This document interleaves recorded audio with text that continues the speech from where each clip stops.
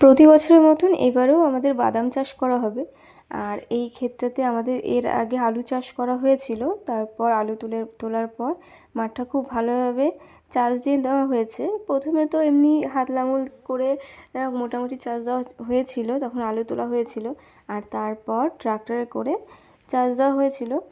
আর চাষ দেওয়ার পরেও কিছুটা জায়গা উঁচু নিচু হয়ে আছে, মানে ঢালু উঁচু এরকম হয়ে আছে। তো বাবার আস্তে আস্তে এইগুলো মানে সমান করছিল, পুরো জমিটাকে সমান করছিল। আর যে ঢিপ ঢিপ হয়েছিল লাইনগুলো, সেগুলো আমি আর মা মিলে সমান করে দিয়েছি পায়ে করে। তো এরপর আগের দিন এরকম সমান করা হচ্ছে, তার পরের দিন লাগানো হবে বাদাম। তো তার জন্য এই যে আমরা চলে এসেছি একদম সকালবেলাতে, প্রায় 7টা 7:30 এরকম করে আমরা মাঠে চলে এসেছি। আর এই লাঙলটা করে লাইন টানা হবে, আর তার মধ্যে দিয়ে বাদামগুলো ছড়ানো হবে, মানে একটু গ্যাপ রেখে রেখে বাদামগুলো দেওয়া হবে। তো এই যে আমাদের বাদামের বীজ নিয়ে চলে আসা হয়েছে। এখানে প্রায় ওই 10 কেজি মতন বাদাম আছে। এইটুকু জমিতে 10 কেজি বাদামটা যথেষ্ট, ওতেই হয়ে যাবে। আর এই বাদাম আমি প্রথমবার লাগানো দেখবো বা নিজে লাগাবো। তো চলো, এই যে এরকমভাবে এই লাঙলটা করে লাইনগুলো টানা হবে। এই লাঙলে করেই কিন্তু আলু লাগানো হয়, এরকমভাবে লাইন টেনে টেনে আলুটাও সেম প্রসেসে চাষের জন্য এরকম পোঁতা হয়। কিন্তু তখন অন্যরকম মানে ড্রেন করা থাকে, এক একটা ভ্যালি করা থাকে। আর এটাতে সেরকম কিছু হবে না, এখানে শুধু লাইন টেনে টেনে তার মধ্যে থেকে বাদামগুলো দেওয়া হবে। আর এই যে এই লাইনগুলোতে একটু গ্যাপ রেখে রেখে, হয় 4 আঙুল কি 5 আঙুল গ্যাপ রেখে রেখে বাদামগুলো বসানো হবে। তো চলো পুরোটাই শেয়ার করব, পুরোটাই দেখতে পাবেন। এইখানে নিয়ে নিয়েছি 1 গামলায় বাদাম। এবার চলো এই বাদামগুলো বসানো যাক। তো এই যে আমি প্রথম বললাম না যে প্রথমবার করব, তাই আমি প্রথমে বুঝতে পারছিলাম না যে কেমন কি হবে, কতটা গ্যাপ রাখতে হবে। আর এরা তো এর আগেও বসিয়েছে, তো এরা জানে। তো আমার প্রথমে একটু টাইম লাগছিল, আমার হাত থেকে বেশি বেশি পড়ে যাচ্ছিলো, আর খুব স্লো কাজ করছিলাম আমি।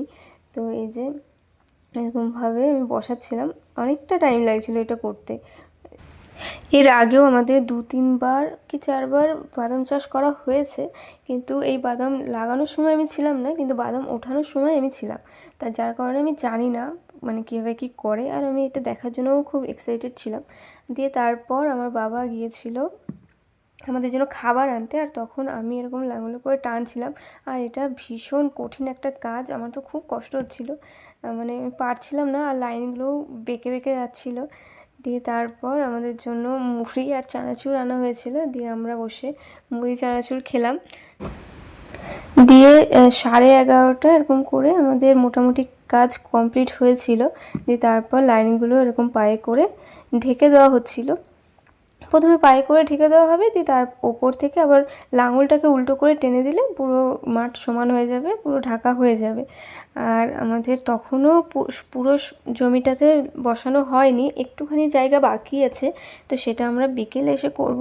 প্রচণ্ড রোদের জোর ছিল, এখানে মানে দাঁড়ানোই যাচ্ছিল না। আর যেহেতু বালি মাটি, সেহেতু মাটি গরম হয়ে যাচ্ছিল। আর বাড়ি আসার পথে দেখছি এই মহিলা এখানে আলু কুড়াচ্ছে, আর এই বাচ্চা দুটো এরকমভাবে ছাওয়ায় বসে আছে, একজন ঘুমাচ্ছে আর একজন বসে আছে। দেখে আমার খুব খারাপ লাগলো। দিয়ে ওদেরকে জিজ্ঞাসা করা হলো যে কার সাথে এসছে বা কিছু।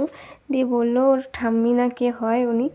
দিয়ে উনি ওদিকে রোদের মধ্যে আলু কুড়াচ্ছিল, মানে এই জমিতে পুরো আলু তোলা হয়ে গেছে, তারপরে যে আলুগুলো পড়ে আছে সেইগুলোই উনি কুড়াচ্ছিলেন। এরকম অনেকে আসে কুড়াতে।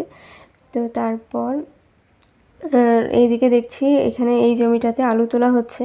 এখন প্রায় সবাই আলু তুলে এরকম জড়ো করে রাখবে, খড় দিয়ে ঢেকে রাখবে, কারণ এখন তো আলুর সেরকম দাম নেই, তো সে কেউই এখন বিক্রি করবে না। দিয়ে তারপর বিকেলবেলাতে আমরা আবার চলে গেছিলাম হচ্ছে মাঠে। দিয়ে বাকি যে জমিটুকু মানে জায়গাটুকু বাকি ছিল সেইটুকু লাগানো হলো, বাদাম বসানো হলো। তখন সন্ধ্যা হয়ে গেছিলো, প্রায় 5:30 এরকম বেজে গেছিলো। দিয়ে তারপর তখন কিন্তু মাঠে আমরাই ছিলাম, আর কেউ ছিল না। আর ওইদিকে শেয়াল ডাকছিল। দিয়ে আর একটুখানি জায়গা বাকি আছে, ওইটুকু বাবা সমান করে দিলেই আমরা বাড়ি চলে যাব।